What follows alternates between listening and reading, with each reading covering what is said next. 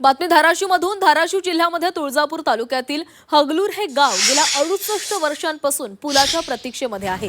या गावातील बोरी नदीवर पूल बांधण्याची मागणी ग्रामस्थांनी केलेली आहे। आतापर्यंत बोरी नदीनं 7 जणांचा बळी घेतलेला आहे।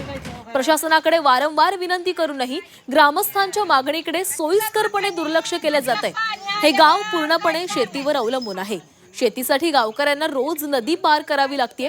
नदी पार करताना अनेक ग्रामस्थ वाहून गेलेले आहेत। आणखी किती गावकऱ्यांचा बळी गेल्यावर सरकार नदीवर पूल बांधणार असा संतप्त सवाल ग्रामस्थांनी उपस्थित केलाय।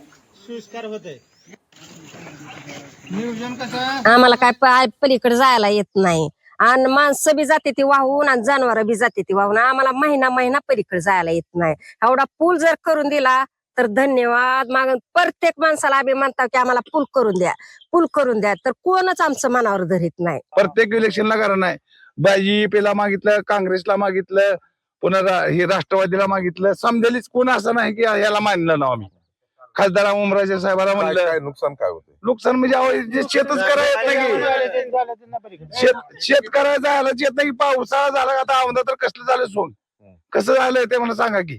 आता मागणी म्हणजे आमची बऱ्याच दिवसापासून आहे। प्रत्येक म्हणजे हर एक आमदाराला खासदाराला आमची हीच मागणी असते दर वेळेस इलेक्शनला। पण आम्हाला आश्वासनं भरपूर भेटली आतापर्यंत, पण काय झालं नाही।